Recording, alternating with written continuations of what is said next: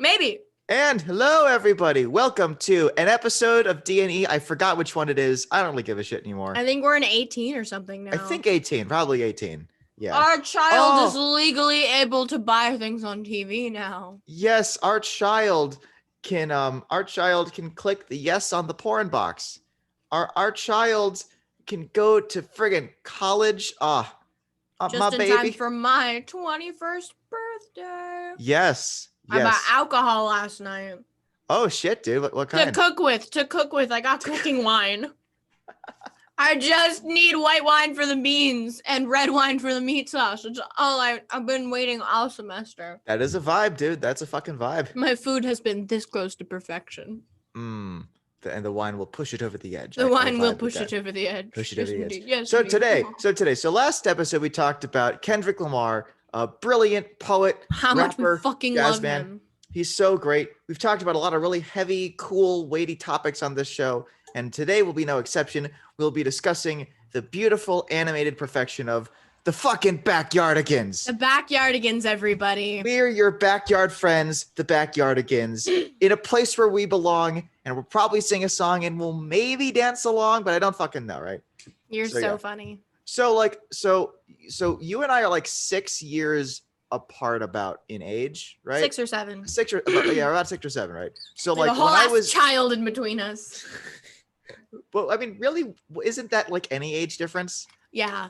Yeah, that's any. I mean, like this child has like a consciousness too. Like the difference between me and Carrie and you and Carrie is a very small child. That's true. You and but Carrie the difference are between us is like a decent aged child. Well, because like you and Carrie a toddler apart. Yes, and we're like a first or second grader apart. I don't fucking know. Yeah. Yeah, like no, we're like an old kindergartner versus a young first grader, right? I don't know, old kindergartner. Well, no, so like I remember back when I was at like middle school, like you would watch like what fucking Lazy Town, where all the memes came from. Oh, Lazy Town is such a good, horrible show. That is another episode. Holy shit. Oh my god.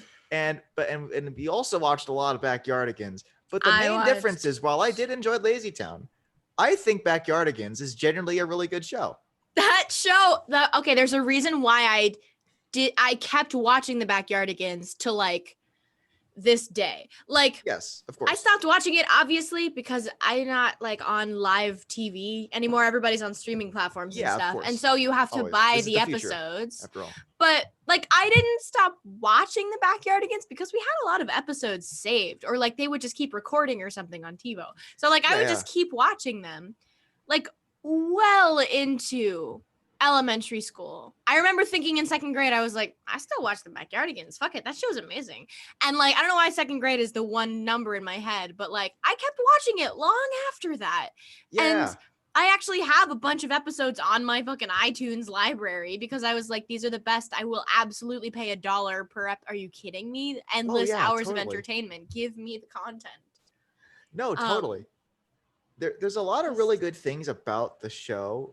For the first, we got to talk about the characters, because the characters, even though they're all individually playing different characters every show, they're great. Good. You got the boy Tyrone, the moose, man, the orange moose who stole our hearts and fucking ran with them. You know, he's so lovely. And he's so a good man. He's so fucking funny. There's Pablo, the blue penguin with yellow accents and the spinny bowler hat. You've never seen a boy, I should say. You've never seen a boy rock a helicopter hat the way that this boy does. You're absolutely right. You know, anybody who wears it afterwards can rock it because Pablo said it was okay, you know? Pablo set the trend. Pablo was the most stylish, right? Hear me out, because he had the fucking bow tie and he had the helicopter hat. My dude could accessorize. He was on it. He was taking a risk. He was vibing with it though. You're right. He was doing a good job. You're absolutely right. We have Tasha, the hippo. The hippo. The feminine hippo, which we feminine love. Hippo. The yellow feminine hippo. Are hippos inherently kind of feminine though? They got the curve going on, you know? Well, what I mean is that like you wouldn't think that calling a woman a hippo is a good thing. Tasha made it a good thing though. Tasha's like that bitch. Tasha is bodacious as fuck. That girl is in charge. You know what I mean? Isn't just. She's the leader of the so Backyardigans. Much. She's so much. She's the head Backyardigan, right? She is the head Backyardigan. She is the alpha queen bitch, and she really is. She really hardcore. Is. She literally plays like the queen and like or the hostess of the house in a lot of episodes for that reason. Yeah. She's like the bossy one, and we love that. There's Uniqua, who probably from Alpha Centauri. We literally do not know what the fuck she is. And the reason that she's different from everybody else is because she could be an ant, you know, she's got the antenna, she's got curly antenna, and it's not the fact that she's purple because everybody's got a weird color. Isn't she pink? Because Austin's purple. She's pink. Austin's purple. She's pink. Yeah. She's pinkish. The question is, she has polka dots and everybody else's colors are accurate. They're accurately they're patterned for their body. They're realistic. Yeah. But Uniqua has polka dots like all over her and opposite polka dots on her overalls, which first of all, tomboy legend, we fucking stan. Yes, we do. Overall queen. Do not know what Uniqua is, but I think it's safe to guess that she's unique and that's her fucking species. She's an alien, dude. You're right. I've always thought of her as an alien, and it's great. That's really fair. Cool. And Austin. The genuine gentleman extraordinaire. He's purple, he's shy, and he's a kangaroo, and he lives next door behind the fence. That's why he's not in a lot of episodes. He's shy. He lives behind a fence. He's such a wonderful man. So fucking precious and funny. You know that he grew up to be a good, healthy, supportive friend who always gives was the best doctor hugs. Or something. I feel like he's a doctor, or he's like a buff EMT now. I feel like a buff EMT. That's Austin. Yeah, I feel like his parents might have been like. He's a fucking firefighter. He's a firefighter now. No, EMT is much better. EMT is much better. EMT. I feel like his parents might have been like helicopter parents, and that's why they had a fence, and why he couldn't hang out so much, and that's why he was shy. It's because he didn't know how to interact with other people. Maybe, yeah. It's so nice though, because they're all so funny and they all work so well together, but every episode does not have all 5 people. Yes, you know? That's what I appreciate. It intersperses. Sometimes it's 3 people, sometimes it's 4 people, sometimes it's all 5. And obviously for like holiday specials and specific special episodes, all 5 of them are there. But sometimes it's just 3 of them. Sometimes it's just 4 of them. And I think that is fascinating. That's a really, really great way to look at a show. You know, you don't need every single character in every single episode because that's how kids are. Sometimes a kid can't come to a play date. It's not the worst thing in the world. You'll still have an adventure this day. And then the next time they'll come back. Too. Like they probably have other friends that they're hanging out with that day. But there's another thing that I really appreciate about the show, which is it really does treat these kids like kids. Like they play the way that kids play. Like they're in the backyard, but the backyard transforms. And then at the end, they're always like, snack time brings us back home. And like everything fades out, you know, like, because they're in this magical place, but you know that they're still in their backyard. That's why they're called the Backyardigans, because they will always go back to the backyard and have an adventure back there. I appreciate that because like, you know, that's what I love about like, because we were lucky to grow up in a place that, because our neighborhood used to be in Orange Grove. That's a fucking Floridian we are. Yeah. And so there was still a lot of dying. We grew up with orange trees in our backyard. But they weren't orange trees to us. They were scaffolding for us to build fucking tents out of freaking dead palm fronds and shit. Right? Yes. And like we just find sticks, and that stick would be fucking Excalibur, and we'd hunt dragons and shit. We had these 2 very pitiful looking banana trees. And we're growing out of a little lump together. Yes. And we would stand in the middle of them and pretend we were on the helm of a ship. The prow of a boat. And we'd be like, onward, my noble steed. Or whatever. I don't know what the fuck we did. But it was funny. We were pretending we were pirates and stuff. It was good shit, dude. I really appreciate also how the plots of each episode are so weird. They really are. They're fun. They're intentionally weird because kids will come up with the craziest shit. And there's one amazing moment that I'm just remembering right now that I'm like, that's not realistic. And now I'm looking at it, I'm like, that's fucking hilarious. Yeah. It's like, it's one of those wormin episodes where like, you know, the little worm guy, it's like an infestation episode. They're at this house, and I think Uniqua is trying to like she's under a home inspection and Pablo's the inspector, and then there's like Wormans, and Tasha and Tyrone are in charge of getting the Wormans out of the house without the inspector knowing that they're there, because Unique was like, I want to join this neighborhood alliance, but everybody, I must seem posh. I must not let anybody know. And so she's baking cupcakes for the inspector, and Pablo's like, oh my goodness, look at these cupcakes, delicious. But the Wormans also like cupcakes, so they're appearing. And so she just puts a bowl over Pablo's head, and he goes, hey, who turned out the lights? Ah, no. Oh, God. That's so good. I know. And I was watching that and I'm like, I think he would know if there was a bowl over his head. But now I'm looking at that and I'm like, if you were a kid and that happened to you, I think you'd take the opportunity to say the joke that when growing up is so popular and yet so not used. You want to say something like, no, totally, yeah. Hey, who turned out the lights? When it's clear that it's just you. Well, that's the thing about when you're playing as kids. Kids are fucking great at improv. Like, kids just make shit up and they just run with it. They are insane. I miss that shit. I'm not that smart anymore. Because at some point you're just like, I'm fucking tired. I don't want to pretend. Just give me video games. That's all I want. I just want to play video games. I want them to do the pretending for me. That's why we like video games. Come, pretend for me. Come hither, describe I shall feed you, but you must put on a show first. Come to me, describe a certain scene. I will give you a word. That shit is the kind of thing that Pablo would say. Like, he's just that kind of guy. Cometh hither. He's so funny. He is Pablo's just, I love, also there's like, Pablo does the thing that Wanda in the Magic School Bus does. How Wanda goes, where she's like, What are we gonna do? What are we gonna do? What are we gonna do? Pablo does that where he's like, he goes back and forth and he's like, oh God, this is happening. And and he's pacing back and forth and everybody's like, Pablo. And he's like, what? And they're like, we can do this. And he's like, oh, thank God. Like every single time, I think Pablo is like the quirky, yet I have anxiety king. You know what I mean? He's the class clown, but he's a little not okay. Yes, he's probably the smartest of the bunch. I'd argue, Yeah. But his Achilles heel is that he just overthinks his shit, man. He overthinks too hard. Oh yes. Okay, so there's only one episode that I really, really remember. Here we go. There's a few that I remember parts of. We'll get to those. But I have so many. I think you know which one I remember. The fucking superhero episode. Oh yeah. Well, I mean, okay. First of all, the superhero episode and the mystery episode. Which we need to bring up first because so the mystery episode is where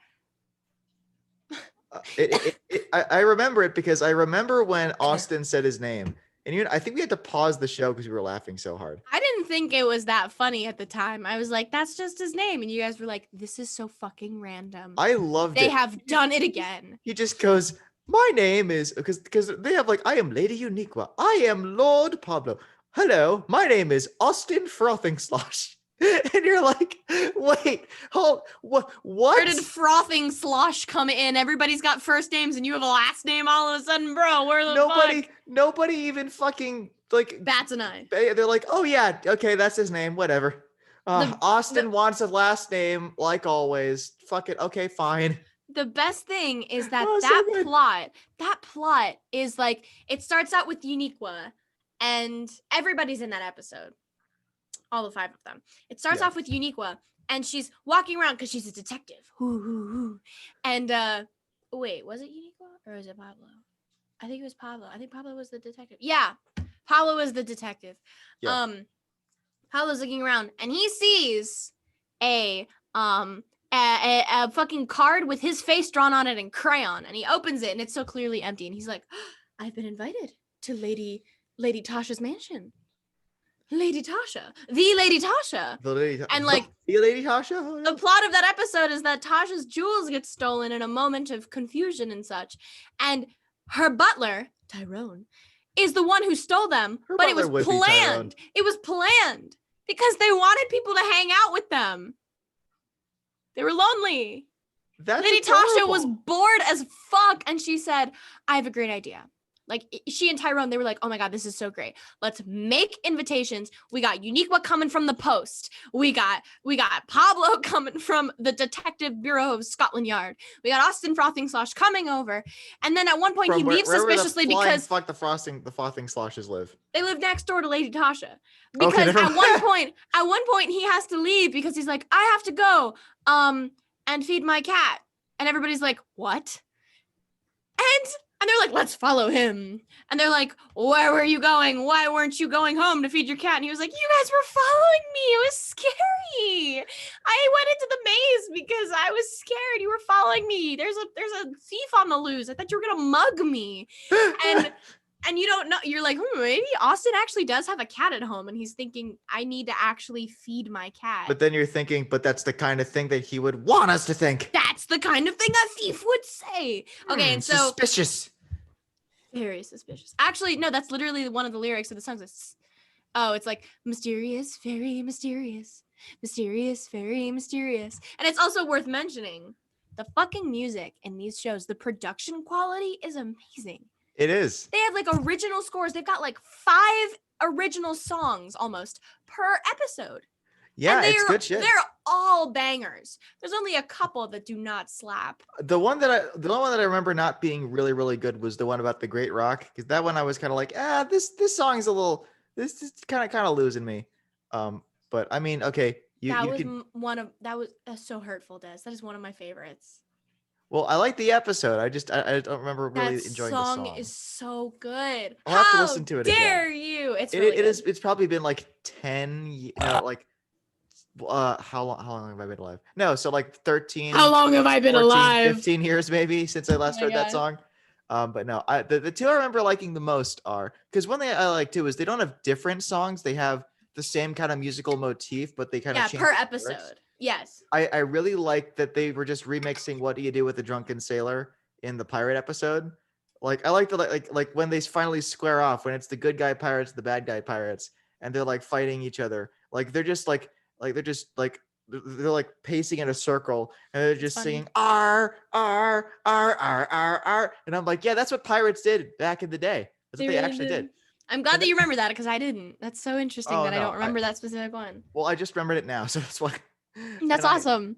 Yeah, that was a good song. Yeah, I liked it a lot. But then I think we both agree what the best music was, and it was the fucking superhero episode again. The superhero episode went off in a way that is legally indescribable, scientifically indescribable to humanity. It is that episode that his dying wish, that in his dying breaths, Albert Einstein said, "You will never know why they did what they did in the superhero episode of the Backyardigans." Like, oh no, he's going crazy. What's wrong with you, Albert? That he died. And they were like, oh no. Okay.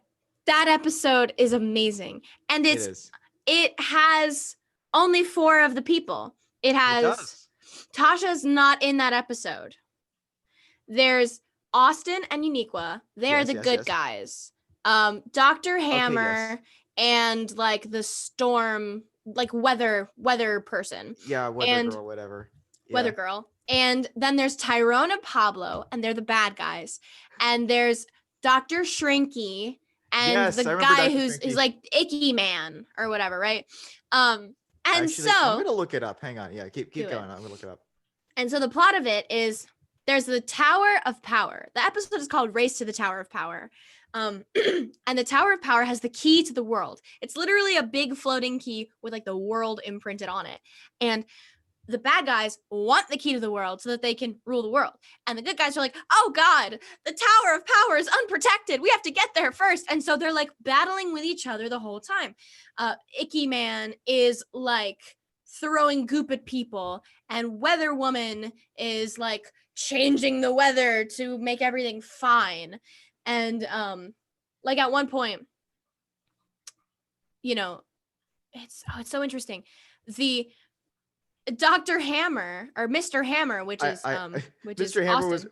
Mr. Hammer was actually our elementary school music teacher. Yeah. No, okay, so I pulled it up. So There's Dr. Shrinky, that's Tyrone. Dr. There's Shrinky. Yucky Man, that's Yucky Man, Pablo. Then there's Weather Woman, that's Uniqua. Weather Woman. She is not a girl, Emma. She is a woman. I did say Weather Woman. You said Weather Girl. Whatever her name is. I don't know what you're talking about. I never met anybody. Then you got Captain Hammer, and that's fucking awesome. Captain Hammer. And by the way, Captain Hammer would just be like the name of a fucking superhero. There's actually a superhero in this. It's not Marvel or DC. There's a Dark Horse series by Jeff Lemire called Black Hammer. And he's this black superhero called Black Hammer. And that's I think he vanishes, and then a new Black Hammer comes, and it's a woman, and you're like, oh shit, that's pretty cool. I love that. So anyway, there's this moment where basically all Captain Hammer has to do is tap something with his hammer, and it changes into something else. Yes. So he, at one point, they get to this they're at this lake, I think, and so he hits a rock and turns it into a boat, and so they're going down the boat, and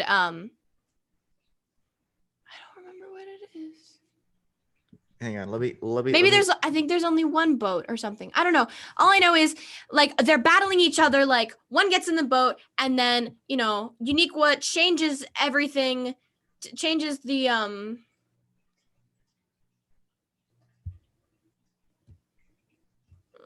on, I have the plot pulled up. Thank you. I'm losing my mind. All I can hear is the music in my head, and it's funny. With our nasty superpowers, soon the world will be ours. We are super villains. And I love it. Like, they're not just singing; they're also dancing salsa. Yeah, they're doing. It's a salsa-themed episode. Like the murder mystery one is jazzy, but this one is salsa. But then you think about it, and you're like, nah, like that's kind of the way to do it, because like, what the hell is superheroes versus supervillains? If you don't have like salsa music, but like you're dancing the whole time. Yeah, and to mention, there's a whole lot of like, there's a style of Brazilian martial art called capoeira, which is basically just fucking dancing. Yeah, like you're throwing kicks and punches and stuff, but you're doing it in time to a bunch of guys playing hand drums. Yeah, and then and you're moving and stuff. And anybody seen Bob's Burgers? You fucking get it. I have not seen Bob's Burgers, but I will. I promise I will. Bruh. You got way into that show, and that show is so good. I believe it though. I totally. It's not hard to get drawn in. That show is amazing. No, it is not hard to get drawn in. But I know that there's this one moment where Yucky Man turns this big ocean that it had previously been frozen or something, or somebody had been like rowing or whatever. They had to come out of it, and so Yucky Man turns all the water into goo. Because he's like, superheroes never want to get dirty. And Uniqua and Austin are like walking through like the gunk, and they're like, we're in a sea of gobbly-goo. Yes. It's yucky and gross, and I hate it the most, and I got some on my shoe. In the sea of gobbly-goo. But then there's this one moment where Captain Hammer taps the boat and turns it into a bridge. So they just run over the bridge and get to the I would have been like, first. you could have said that in the first place, Austin. What the fuck? Like, for real, bro. True. Although I guess you know what? Austin might be the kind of man who weighs the environmental impact of his actions. So he was like, you know what? Do I want to disrupt like the natural geography, or do I want to try to preserve as much? I want to preserve as much of this as I can. Then Pablo forces his hand, and he goes, gotta bite the bullet. I gotta make a bridge. I will unmake it as soon as I can. I am sorry, nature, but I'll do it. I'll do it. There's also a good moment when Dr. Shrinky shrinks Austin. Captain Hammer, he's tiny. And Uniqua's like, his voice is all high pitched and stuff. And he's like, we got to stop them. And Uniqua's like, what? And he's like, we've got to stop them. And she's like, remember that. What? And he goes, we've got to stop them. No ID. And she's like, oh, yeah, we do. Every time they're taking so much time trying to figure out what he's saying, and they're like running up the tower. Come on, bro. That's my god. Again, and that's the kind of shit that kids would do though. They'd be like, oh, what if I got shrunk and I had to speak loudly and you couldn't hear me? They'd be like, oh, that's hilarious. Yeah, we'll do that. Okay, but the best part is Captain Hammer's tiny, right?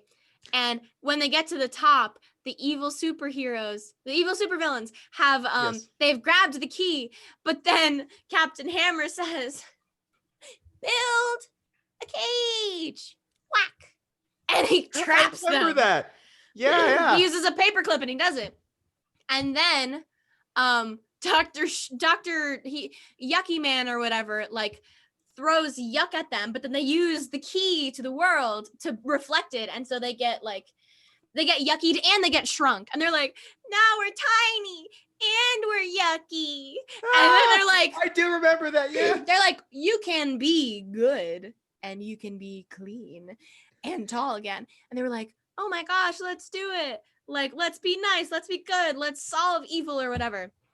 And so Dr. Shrinky unshrinks everybody, and they change who they are. And Dr. Shrinky is Mr. Grow, and he's got like a plus sign on his hat, and he looks like a fucking nurse. Yes. And then Pablo says, I will go from Yucky Man to very clean guy.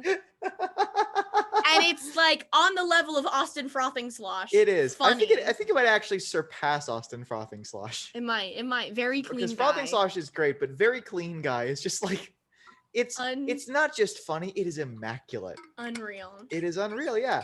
Again, because Austin, not Austin, oh my God. Because Pablo's just like, yes, I am very clean, man. Hello, how are you doing today? Mm-hmm. You get the feeling that he becomes a connoisseur of Windex and starts a YouTube channel where he reviews cleaning products. Oh my God. Very clean guy. I appreciate too. Oh my God, I bet that's because of copyright infringements with Mr. Clean. You know what? Probably, yeah. Whoa. I would not be surprised. Holy shit, yeah. I'm remembering there's so many episodes. There's a Vikings episode where Tasha's a mermaid and they get like sirened by her. Why the hell do I remember that? Yeah, there's an episode where there's an episode of they the Amazing Race or whatever, the race around the world. There's 4 of them racing, and one of them's like the announcer or whatever. And Austin is like, I'm just here for a good time. I got my fanny pack. I'm good. And everybody's like, why do you have a fanny pack? And he's like, you never know when you're going to need stuff. And so like, there's the running part, and Pablo's really good at running. And then there's the skiing part, and Unique's really good at skiing or something. And then there's the kayaking part, and Tasha's really good at kayaking. And then there's the desert, and everybody's dying. You know, like, everybody gets really, really good in their specific field, but then in another field, they're really bad. And so they lose their lead.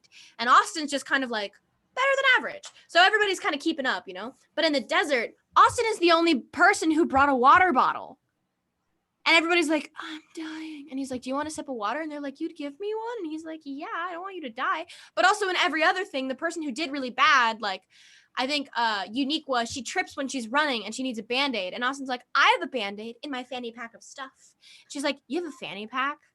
He's like, I'm a fucking kangaroo. Yes, I have a fanny pack. He's like, I think everybody should be prepared all the time. And so he gives her a thing. And I think, you know, like another thing later, I don't know, he always has something to help somebody in a moment. And then at the end, they're all like walking together. You know, they're like, everybody can see the finish line, and they've all won before, so they tell Austin, you go ahead and win, because without you we wouldn't even be here. And it's like a fucking beautiful moment, man. It is absolutely beautiful. My God, there's the International Super Spy episode, which is like a special. Okay, I gotta look this up because you're telling me all this shit, and I'm like, how do I still kind of remember that? Hang on. Uniqua is the bad guy, and her henchman is Tyrone, and the Tasha is like in charge of the spy bureau, and Pablo is the spy, and Austin is his connection everywhere he goes. He's always wearing a disguise and gives him like the technology that will help him communicate with Tasha. And you don't know. Apparently this was a 2-parter. Wow. Yeah, it was a 2-parter. Okay, so hold up. I'm looking it up, and they had spy gadgets. I'm remembering this because one of them was spy maple syrup. No. That was a different episode, and I think about that one all the time. That one was a museum episode where Tyrone, much like Austin in The Amazing Race, he brings maple syrup because he doesn't know what to bring to the heist. And they're like, "Why did you bring maple syrup?" And he's like, I don't know, maybe we'll need maple syrup. And so they're going through this museum. I think they're trying to steal a diamond or something. And they accidentally, they have to dodge laser beams and go through a tunnel vent or something. And at one point, they accidentally knock off the toe knuckle or something of a skeleton. And he's like, this is where my maple syrup comes in handy. And he puts some maple syrup on there, waits for it to get tacky, sticks it up onto the skeleton and lets it dry there. And he's like, all fixed. And they're like, you are a god, my good sir. You are a god. Absolutely insane. That is the International Super Spy episode. You don't know it. You don't know what the evil plot that Uniqua has planned is. But then you find out she's just trying to make like the world's best cup of chocolate milk. Okay, I think I do remember that. Wow. Like there's these little canisters that are supposedly protected all over the world, and she's trying to get all of them, and Pablo's trying to prevent her from getting them. Yeah, I'm remembering this. Yeah, and in one of them is a cup, in one of them is some milk, and in another is some chocolate sauce. And she's like, the best chocolate milk. And they're like, are you serious? Is that what this whole thing was? You're evil, and you want chocolate milk? What the fuck? So I'm reading their names, and they have all these different names. So Pablo is Agent Secret. Yes, Tasha Agent is Secret. Miss T. There's Henchman Tyrone, but Uniqua goes by the Lady in Pink. The Lady in Pink. And I'm like, oh shit, you bet she's Lady in Pink. Because she is literally, she's always wearing pink. For that episode. and of course, Miss T, Tasha is the boss because she is. She is the boss, bitch. She is that bitch, you know? Yeah. She does. Oh my God. And also, you know what she is? You know what she is, Emma? She's the business bitch. I'm the business bitch, the diet bitch, the etiquette bitch. She really is Kelly Kapoor. She really is Kelly Kapoor. I can very much see her behaving like Kelly Kapoor in the rest of her life. I can imagine. I bet Kelly Kapoor. No, she wouldn't have watched the Backyardigans when she was a kid because she was like 20 when that show started. And Backyardigans was on its like second season when that show started. You mean The Office? Yeah. The Office. Yeah. There's also a moment in that they take inspiration from James Bond in the fact that he's Agent Secret. They take inspiration from James Bond because he's always like, what do you have? And he'll be like, I'll have an apple juice, shaken, not stirred. I think I do remember that. Yeah. And it's always so funny. And one of the things that I love about that episode is because they make Pablo into such a fucking asshole. He is just such a douche. He is relentlessly annoying. He'll be like, check out this cool gadget I have. And like, I don't know, his car will shake up the juice for him and he'll be like, cool, huh? And it's like, no, bitch, that's not fucking cool. Piece of shit. Just shake your own apple juice. And like, you know, his car will turn amphibious or fly or something and he'll be like, cool, huh? And I'm like, the huh is really making me irksome. You're irking me. You're irking me, Pablo. You're killing me. I hate this. He's just a dick in that episode, and they do such a good job showing James Bond as a piece of shit, you know? He's like, check out who I am. I'm better than everybody. I'm trying to find a clip of that. It's very funny. Is there? Oh, I did find. I think I found the mystery episode in Spanish, so that's good. Wow, that's fun. There's also an episode where you know, there's an episode where they try to go down to the center of the earth. They did an adaptation of Journey to the Center of the Earth. Yeah, I just said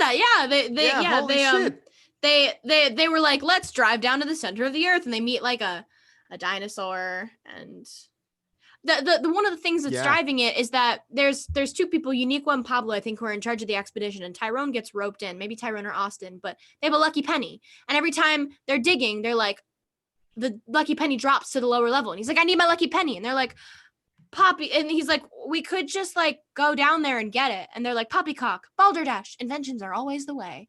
And it's very funny. I think of that every time I hear poppycock and balderdash. I think of the Backyardigans. I think of Uniqua saying poppycock and Pablo saying balderdash, and then both saying inventions are always the way. But the inventions are obviously making everything more difficult, and they're always overshooting what they're trying to do. And like everything's getting in the way. It's very good. I just found the special delivery episode where Tasha, Uniqua, and Pablo are all bikers who are, quote, good to the bone.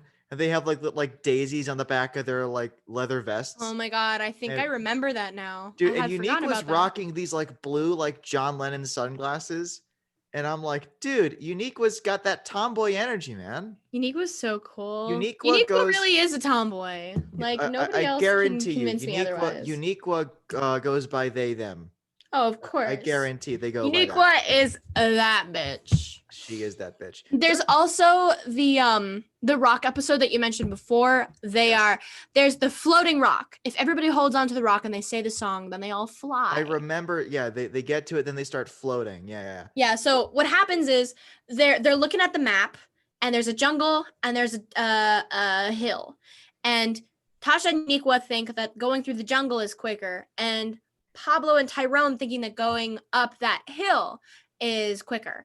And they both end up getting there at the same time, but they made a bet against each other that they could get there first or whatever. So they end up getting, and they're like, we got to the rock first, and they end up fighting over it, and it broke in half. But then as they sing and their friendship fuses the rock back together, they start flying, and it's really pretty. The power of friendship. So there's a thing that I kind of want to touch on. Yes. So I have a very specific love that has only grown over time, and it's the love for my wife. No, I'm kidding. No, you're kidding. No, that has grown over time. I'm kidding. As in, that's not what I was talking about. But I do love my wife a lot. On this episode of DNA, has been sticking his entire foot in his mouth. Just don't watch this episode. I don't think she watches any of the episodes. She's like, okay, you guys just do your thing. Yeah, we're very loud. I have a love of big ass buildings. You know what I mean? Like that was honestly my favorite part of our honeymoon in Las Vegas, was these massive complexes that I got to just walk around and explore. They're very weird in Las Vegas, especially. They're quite fucked up. In my humble opinion, they're quite fucked up. They are fucked up. They're shitty. Las Vegas is a horrible place full of monstrous people, but the buildings are pretty and giant. They are. I also really enjoyed One World Trade Center because it's like an entire fucking town, but like vertically. It's huge. Like I can't even really do that. I genuinely think that like the base of it is the size of like our of the mall that we used to go to back home. Like probably twice the size. It's massive. It's huge. Like you look up at it, and just looking up at it fills you with dread because you're like, how the heck can people build that? It's horrifying. Yeah. But thinking about like, oh my God. But the one thing that I really appreciate about all these Backyardigans episodes is all of like the designs for all the places, especially the buildings, like whenever like they're in like a mansion, like in the mystery episode, or when they're in the museum episode or whatever, they're all like so like giant and complex and labyrinthine. And like you get the feeling that like it kind of brings you back to this time when you're a kid, and like you never like treated the place where you were as the place where you were, because you were always sort of going, okay, this is a blueprint. What can I do with this? You know, what kind of games can I play with this specific part? You know, and I really appreciate that, like, you know, the designs and the art direction for the shows are genuinely really, really cool. They are. Like, I mean, even the costumes are a lot of fun. The costumes are great. Even though they're simple, like there's this thing. Okay, so there's a phrase in the mystery episode. Lady Tasha's hair is in the fucking like the rings, like in the 20s. Yes, she has oh my God, I don't know her name. I don't think she even normally has hair. I don't think. Yeah. Oh yeah, that's right. Yeah, she doesn't have hair. Normally have hair. The only one who has any hair is Tyrone. He has that little like kind of like Superman curly Q thing. He has little curl. Little curl. We named his hair. It's called Little Curl. Anyway, so what the fuck are they gonna say? But like that's the thing too. There's a phrase that I have for shows like to some extent Avatar: The Last Airbender, but like stories like you know, Bone, like stories that are at their heart, like the designs are very simple, but the stories are very lofty, right? I call it tiny epic, right? Tiny epic. Oh, tiny epic, yes. Well, because like I know, because like it's like a show where like, you know, it's a very simple show, very simple designs, but you think about it, you're like, this show's legit. Yeah, this is good. And that's kind of the vibe you get from friggin', because like I could totally imagine them doing like a Backyardigans movie, and like genuinely having a they've lot done of multiple. I have to watch it. There was one that was Robin Hood, but he was bringing soap to the peasants.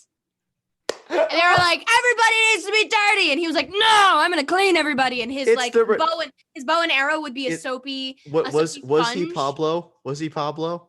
Was he very clean guy? He was very clean guy. You're right. He would like pull the arrow back, and at the tip of the arrow, instead of an arrowhead, was like a soapy sponge, and he would like sponge everybody up, and everybody would be like, "Oh no, I'm clean," and it was like so funny and stupid. That is really good. Like absolutely ridiculous. There's a thing that I think people who make children's cartoons have a luxury of doing, which is they can just have like dumb jokes. Mm-hmm. The jokes don't have to be like really smart. They can just be like, that's actually kind of goofy and funny. I do enjoy that. Like they don't have to have any extra substance. Oh, of course. That's the thing. You know what? Honestly, like I gotta look this up. Hang on. I want to look up if there's. I mean, well, not now because of the fucking plague. But like, okay, plague. Backyardigans convention. Because I have to see if this is a thing. I have a specific episode I need to bring up. Backyardigans conventions. Mm-hmm. Comic-Con. Imagine going to Comic-Con but dressing up as like the Backyardigans. Shows up with a bow tie and a little what's it called? The spinny hat? What are they called? Helicopter hat, I think. Helicopter hat. I show up and they're like, "Who the fuck are you?" And I'm like, "I'm Pablo from the Backyardigans, bitch." Fuck you. Helicopter hat would make a great band name. Wow. Yeah. You're right. I'm making that one of the song names for my band. If you and I ever do anything musically together, which we've been talking about for a while, but we've never done anything, we should call ourselves Helicopter Hat. No, I have a band name and everything. Oh, okay. So it's like a fake band name. That's for a different episode. Did they ever do? Hang on. Too much info. Like rock band backyard. Did they ever do a Backyardigans, but for like a rock band or something? I wish I would have bought the shit out of that. Song. I would have bought the shit out of that. They made albums of Backyardigans music, but I mean. Oh yeah, you know how I know that because we had one of them. We had the first season's like hits songs, except some of the songs, they were not the best songs from each episode. And that was really sad. Yeah. Weirdly enough, this ties into another album, which is very different from Backyardigans, Lemonade by Beyonce. I've listened to Lemonade by Beyonce. I don't recommend listening to the album. I recommend watching the visual album because the album is just the music. It actually omits a lot of the spoken word parts from the visual album. And that's also fair. Get the immaculate dancing and cinematography from the visual. The cinematography. Cinematography, yes, cinnamon. It is cinnamon. Man, I love when like we tie the episode into a conversation we had before the episode and nobody knows what the fuck we're talking about. Sorry, guys. No, that's great. No, but I really do appreciate Backyardigans as a show. I think I appreciate that whole era of Nick Jr. Which I will offer the caveat of I only appreciate it so much because that's the only era of Nick Jr. I ever actually really watched. I watched a little bit when I was a kid, but I was mostly into Godzilla when I was a kid. So like I didn't really watch a lot of like kids shows growing up, which I watched all of them. Influenced me quite a bit. Yeah. And so one thing that I appreciate about like a lot of these people that do these shows is it's largely a thankless task because like kids don't like join fandoms or anything. They don't they don't bother to like learn who made the show. Yeah. And what their personal philosophy on like art is, right? It's thankless until those kids have grown up enough that they can very visibly go back and be like, fuck, do you remember that show? Let's all watch it. And then the show gets more retail rights and stuff because everybody's like. Well, so there was a really good video. There's a YouTuber named Jenny Nicholson who I really recommend. She's great. She's unbelievably deadpan and it's wonderful. I think you've mentioned her before. Oh, probably. She is hilarious. I love her so much. There's an episode I'll recommend to you called The Worst Reality Show, which is just I won't say much about it, but just check it out. It's really good. Well, she did an episode on bronies because she actually used to be a high-profile fan creator in the Brony community. She and her friend would remix episodes into the show called My Little Pony: Friendship is Witchcraft instead of Friendship is Magic. And they'd sing all these really dark songs. And apparently the songs are like, they're getting a lot of hits on TikTok, which is uncomfortable because one of the horses is the proper term for this people is the Romani, but they don't call it that kind of horse because it was a different time. And so they wound up making a lot of references to that word. And they thought at the time that it was a neutral word. Then they realized it was a slur, so they stopped using it. But it was still very prevalent in the episodes. Anyway, yeah, she was talking about how one of the best things about the Bronies and like that and the community around that was all these people with these long careers in children's animation who were nobodies suddenly were like rock stars with fan followings, and they got to like go to conventions and speak at panels and talk about their career and stuff, and they never got to do that before, you know. And like at the very last one, which was a few years ago, one of the I forget if he was a writer or if he was an artist on the show. He was one of the main guys in the show. You know, he got emotional. He was talking about like there were so many people in attendance that they had to split the crowd into two groups, one in one room and a bigger crowd in another room, and there was a slight delay. And so like he said a thing, and then he held his ear out till he could hear the other crowd cheering, and then the people in his room started cheering, "Oh, their room, oh, their room, oh, their," because the Bronies would just make up memes for stuff, right? Like there was a convention that was on the second floor of a hotel. Everybody was jumping, but they were jumping so much that the hotel staff started to worry about the structural integrity of the second floor. And so they asked the convention staff to request people don't jump. So instead of cheering, everybody was just going, "Please don't jump. Please don't jump." And he got emotional because he's like, that's what I love about you guys. He's like, you're just goofy and you're easygoing. And like, you made this such a great thing for us. And I'm like, that's what I appreciate about like, these people who are in children's animation, because I remember when I was working at a preschool, I was finding out about fucking Paw Patrol and PJ Masks and all these weird ass shows, and like Super Who or whatever, or Super Y, and like there are all these weird. It was like Super Hulock. I don't think that's for kids. Oh God, no, that is not for kids. Holy fucking! Not going down that road. No, we're not. Did you hear about the Destiel the other day? The Destiel and Putin. Is Destiel a thing now? Destiel was canon. Okay, cool. And then they killed Cass. Cass said, "I love you, Dean," and Dean was like, "I love you too." He was like, Cass is like, "Dean, I love you," and Dean's like, the whole time. And then Cass dies. So they literally did. They did the bury your gaze. They did the bury your gaze. I was another. But that happened like at the same time that Putin was like, "I might be resigning because of health issues," and so everybody was like, it was like, Destiel killed Putin. Finding out the Destiel's canon, Putin being canon, but I found Putin resigning, but I found out through Destiel. Like, that's absolutely wonderful. Funny. I know, it's just that's everything good. No, there is a moment. I had a bit of a thing. I worried it was a bury your gaze moment in a story that I'm writing. But then I zoomed out and I realized that was one of like 5 or 6 central characters who are either gay or non-binary, right? And so I realized sometimes people die in the stories. And it was sad. I had a hard time coming back to the story because the way he died was just so like, it was such a good way. It was the best way to end their story, but it just sucked because he was dead. He was a really cool dude, Yeah. Anyway, I get it. Were we talking about Backyardigans? Okay, we're talking about the Backyardigans. I have an episode that I want to talk about. Tell me about this episode, dude. The key to the Nile, right? So, God, I remember this one too. I know, it's got everybody. Tasha is Cleopatra. She's Cleo Tasha. She's literally Cleo Tasha. She spends the beginning lounging on her fainting couch. Isn't Pablo fanning her with a palm frond? Yes. It Pablo? Pablo brings her snacks. Austin is fanning her, and Tyrone is doing something else. Might be acting as an ottoman. I don't know. And might as well.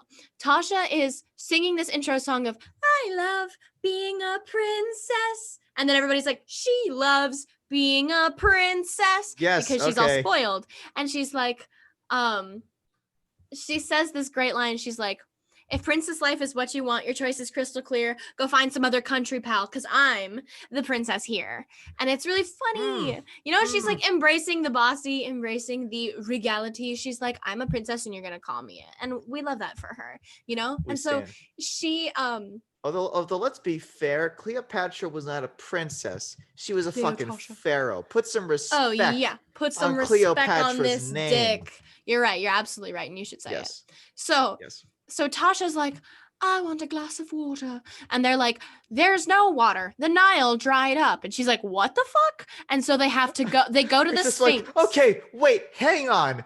The Nile dried up. Nile dried.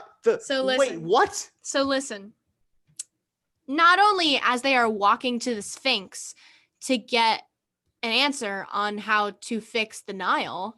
How the fuck do I remember that too? Holy shit. As they are walking to the Sphinx, there's like, I think they need 3 presents for the Sphinx before they even go to ask. Let me but so they're singing like, we need 3 presents. We need 3 presents for the Sphinx. And so they're walking through the dried up bed of the Nile to get there. And there's this fucking billboard with like people doing like this stacked up skiing on water thing. And they're like, look at the tourism industry. It's in disrepair because of everything. The Nile is dried up. Anyway, so they have to That's funny though. That's genuinely hilarious. They have to get a blue gem. They have to get like a pink daisy in a field of white and yellow daisies. And they have to get like 1 cup of water from an oasis. And every time, they go to this like hidden pyramid, and inside are all of these gems. And they're like, Princess Cleopatra, you need to pick up the blue gem. We can't touch it. And you can't touch any other gem or all will be lost. And she's like, but look at all these beautiful diamonds. I want all of them. And they're like, Princess Cleopatra, you can't, all will be lost. And so every time it's like, you need to pick up the specific diamond. You need to pick this specific flower. You can't pick any or all of them will be lost. They'll all disappear. And you can't take a sip from the oasis. You have to carry this glass and not drink at all from it, because all will be lost if you do. And so she holds herself back. And every time, they're like, Austin, you found this, so you carry it. And then they walk away. And then, they're like, that Princess Cleopatra, she never says please or thank you. And so by the time they get to the Sphinx and they give the Sphinx the gifts, Cleopatra's like, dearest Sphinx, we bringeth you these humble gifts as our offerings. I found them all. And the guys are like, you gotta be kidding me. And, the Sphinx is like, thank you so much. Now I will tell you the secret to the Nile. The secret to the Nile is saying please and thank you. And she's like, what the fuck? And the guys are like, good. Really? And it's like they're literally calling out classism. It's beautiful. And so great. She's like, she sings the song like maybe it's them going, okay, Tasha's been a little much lately. We got to bring her back down to earth. And then Tasha goes, okay, I am that bitch, but I'm not that bitch. You know what I mean? Mm-hmm. Yeah. Okay, and you're right. They end up singing this song like, please and thank you is the secret of the Nile. And it's cute. And so she has to say thank you to each and every one of them. And then they keep saying you're welcome and stuff. And she's like, thank you guys for doing all of the servant work. And they're like, you're welcome. And she's like, and please forgive me if I've ever acted kind of like a jerk. And they're like, that's okay. It's really cute. It's really cute. Like Tasha learns to be humble. You learn that like, just because, you learn that if you were in the lower position, you would want somebody to treat you with respect. So you should treat other people with respect. And like, and fucking Unique was the Sphinx. Like it's literally her head on a Sphinx body. It's fucking hilarious. Remember that. Yeah. It's really weird. It's really funny. I just like to imagine like it's a great episode. Like them in their backyard and Unique was just like sitting like this, like the secret of the night. Like, I love it. It's good shit, dude. So it's really weird. Backyardigans, just great ass show to the point where I would argue Because like, let's be real, shit's gonna get worse before it gets better, especially as far as the plague goes. Yeah, watch the Backyardigans to make you feel better. No, seriously, it's actually a pretty fun show, you know? The show is amazing. It does great stuff. There's only some episodes as the show goes on. Children's animation is underrated. Some of the things it gets kind of lost, you know? You're like, I don't know how I feel about this episode. Like Blazing Paddles, which is supposed to be like Blazing Saddles. It's like that's Uniqua kind of a weird movie to parody for a kid's show. It's a Uniqua is the she's like the mayor or the sheriff of the town or whatever, but like in order to be the mayor or the sheriff you have to be like a killer diller at ping pong, and so in the West and they have like paddles instead of guns. It's so funny. That's a good solution to gun violence. Give everybody ping pong paddles. Yeah, and just use ping pong balls, and then if you get hit with one you're like, I'm out, and you can't like do anything for a year and it's fine. But like, so you know, she's great at ping pong, like, but then you can't just not do anything for a whole year. Like, you gotta eat. Like, come on, man. Let me finish this. She's like, she can't. She's the mayor sheriff, but then Pablo comes to town and he's evil. And the rules are, if you can beat the mayor sheriff at ping pong, then you're in charge. But he's like evil, and he's really good at ping pong. And so she's like, I have to get really good at ping pong. So she goes out into the desert and she breaks off this paddle-shaped frond of a cactus and is battling like hail, and it's like she's playing ping pong, but the music in that episode is so bad. I thought it was one of my favorite episodes, and because I remembered watching it so much, and then I watched it again like when I was in high school. I watched it again because I bought all these episodes and I watched them, and I was like, this episode is so fucking disappointing. This episode is horrible. And I posted about it on my Finsta at the time. Lame. And my friends were like, it's a kid's show.